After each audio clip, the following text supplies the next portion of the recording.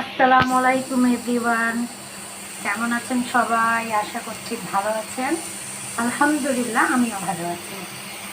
আজকে আমি আপনাদেরকে দেখাবো ছোলার ডাল রান্না করে।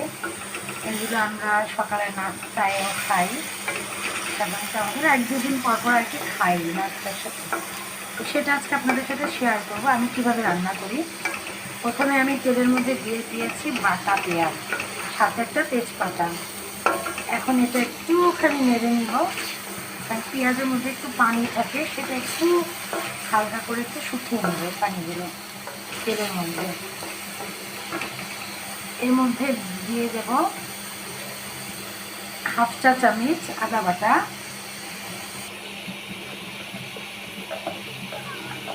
হাফ চা চামচ মরিচের গুঁড়া,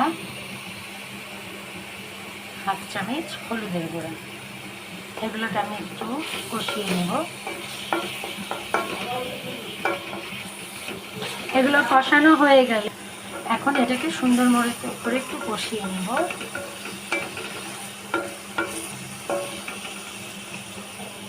একটুখানি একটু শুকিয়ে আসলে একটুখানি পানি দিয়ে অ্যাড করে দেবো, যাতে মশলাগুলো সুন্দর করে মাখানো হয়ে যাবে। তারপরে এটাকে সুন্দর করে কষাবো। দিয়ে দিব এর মধ্যে লবণ, অল্প পরিমাণ লবণ দিয়ে দিলাম।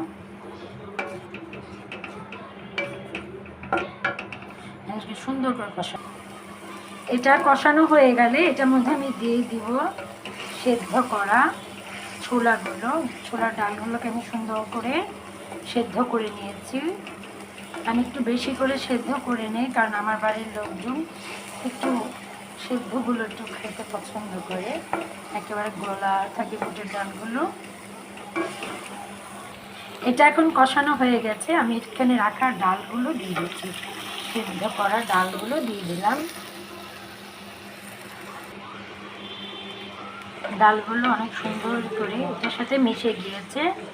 এখন আমি এটার মধ্যে দিয়ে দিব ভেজে রাখা জিরা ধনিয়ার গুঁড়া, নামানোর কিছুক্ষণ আগের থেকে।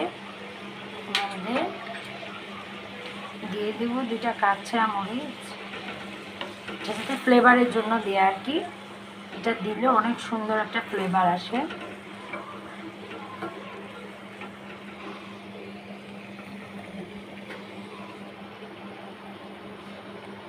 এই যে আমার ডালটা রেডি।